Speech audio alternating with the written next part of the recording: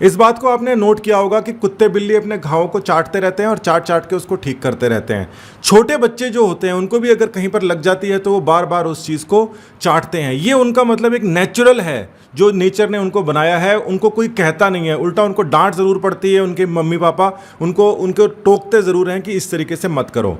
क्या ये जो चाटना है ये एक सही चीज़ है या फिर इसके कोई साइड इफ़ेक्ट है? दूसरा ये कि क्या चाटने से घाव भर सकते हैं या नहीं भर सकते हैं? तो इसका जो जवाब है वो हमको मिलेगा हमारे थूक में, यानी कि सलाइवा के अंदर, जिसको आज मैं आपको बताने वाला हूं। तो जो सलाइवा है या जो हमारा थूक है ये कुछ ग्लैंड से निकलता है जो कि हमारे शरीर के अंदर ही होते हैं। ग्लैंड का मतलब ग्रंथियां। एक तो जीभ के बिल्कुल नीचे होता है, कई बार उससे फुहार से निकल जाती है। दो साइड के अंदर होते हैं, उनको एक ही तरीके का ग्लैंड बोलते हैं, और एक पीछे ऊपर की तरफ होता है। तो यहां से जो सलाइवा निकलता है इसके अंदर कई सारी चीजें होती हैं जो कि बहुत काम की होती हैं खाने को डाइजेस्ट करने के लिए। तो मतलब ये जो ग्लैंड्स हैं ये डाइजेशन के लिए होते हैं बेसिकली, मगर इसके अलावा भी इनका कुछ ना कुछ काम होता है। अब आज के टाइम के अंदर तो वैद्य होते हैं, डॉक्टर होते हैं, हमारे को खुद को भी पता होता है कि डिटॉल लगा लो, कहीं पर कुछ वुंड वगैरह हो जाए तो उसके ऊपर कर लो। मगर पहले प्रकृति ने इंसान को ऐसे नहीं बनाया है कि वो हमेशा दवाई के सहारे ही चले। प्रकृति ने उसको ऐसा बनाया है कि उसको ऐसी ऐसी चीजें दे रखी हैं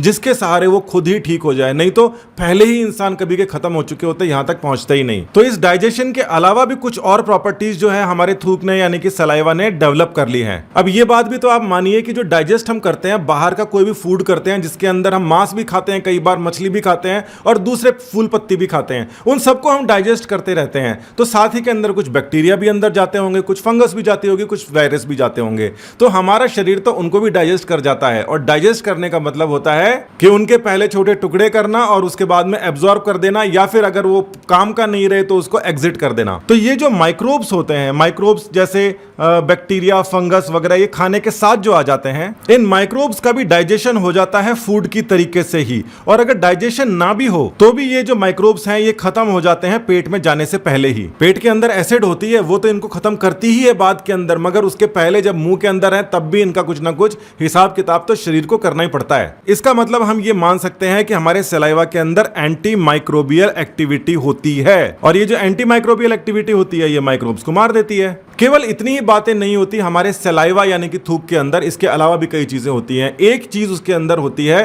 खून को रोकने के लिए फैक्टर। अभी तो प्रकृति का करामात और बचा हुआ है। हमारा जो सलाइवा है यानी कि थूक है उसके अंदर केवल खून को रोकने की क्षमता नहीं होती। आपने ये भी नोट किया है कि अगर मुंह अंदर से कभी कट जाता है कुछ खाते पीते हुए तो वो फटाफट ठीक हो जाता है। और फटाफट ठीक इसलिए होता है क्योंकि हमारा जो थूक होता है यानी कि हमारा जो सलाइवा होता है उसके अंदर ही ऐसी प्रॉपर्टी होती है जो कि घाव को बहुत तेजी से भर देती है। यानी कि ये जो चमत्कारी प्रॉपर्टी है जिसको वुंड हीलिंग कहते हैं वो भी हमारे सलाइवा के अंदर होती है। ये सिर्फ कहने की बात नहीं है, साइंटिस्ट ने एक्सपेरिमेंट किया। साइंटिस्ट को पता है, हमने देखा है कि जो चूहे बिल्ली होते हैं या कुत्ते होते हैं या और भी जो प्राइमेट्स होते हैं, घोड़े भी होते हैं, वो भी अपने जो घाव है उसको बार बार चाटते रहते हैं क्योंकि प्रकृति ने उनको ऐसा करने के लिए खुद ने कह रखा है। तो उन्होंने क्या किया, एक चूहा लिया और चूहे के जो सलाइवरी ग्लैंड्स होते हैं उसके अंदर अलग तरीके से होते हैं, उनको वहां से निकाल दिया। उसके बाद में सभी चूहों को बराबर बराबर कट लगाया यानी कि बराबर बराबर चोट लगाई, और बाद के अंदर उन्होंने देखा कि जिस चूहे के अंदर हमने ये सलाइवरी ग्लैंड्स निकाल दिए थे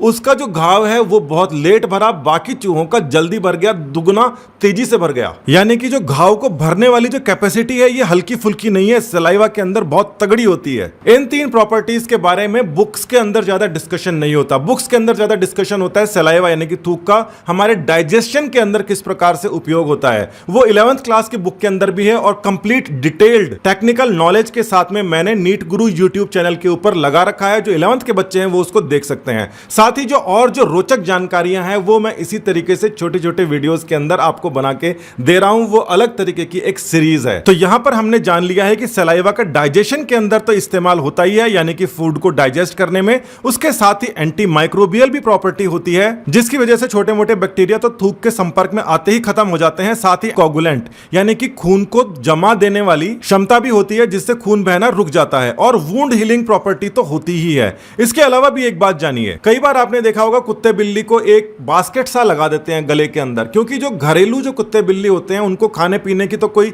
कमी होती नहीं है, उनको सारे दिन बस पड़े रहते हैं और उसके बाद के अंदर अपने हाथ पांव चाटते रहते हैं, जिसकी वजह से उनको घाव हो जाता है, घोड़ों को भी हो जाता है। मतलब वो बिल्कुल खाली हैं, उनको कोई काम नहीं है, तो उनकी जो एंजाइम्स हैं वो खुद ही ज्यादा लगाने की वजह से घाव भी करने लग जाते हैं, क्योंकि इसके अंदर डाइजेशन भी होता है। तो ये जो डाइजेशन वाला जो सिस्टम है कभी कभी बहुत ज्यादा लगाने की वजह से शरीर के खिलाफ भी चले जाता है। और ये बात तो खैर है ही कि जो थूक होता है उसके अंदर मॉइस्चर होता है, अगर बार बार कोई जगह अगर गीली रहेगी तो उसके ऊपर इंफेक्शन होने का खतरा होता है। छोटे मोटे बैक्टीरिया फंगस को तो हमारा थूक मार देता है, मगर उसके बाद में अगर कोई बड़े बैक्टीरिया और फंगस कुछ ऐसे आके बैठ जाए जो कि फिर मरे नहीं, तो फिर समस्या हो जाती है। इसीलिए जो पेट्स होते हैं इनको जानबूझ के इस तरीके से लगा दिया जाता है। तो देखिए कितने काम की चीज थी। हो सकता है इसके बारे में आपको पहले से पता हो या नहीं पता हो, मगर कई ऐसे तथ्य हैं जो आने वाले समय के अंदर आएंगे और मैं वीडियो के डिस्क्रिप्शन के अंदर भी उनको डालने वाला हूं। आप जुड़े रहिए मेरे साथ में और बढ़ाते रहिए अपनी जानकारियां।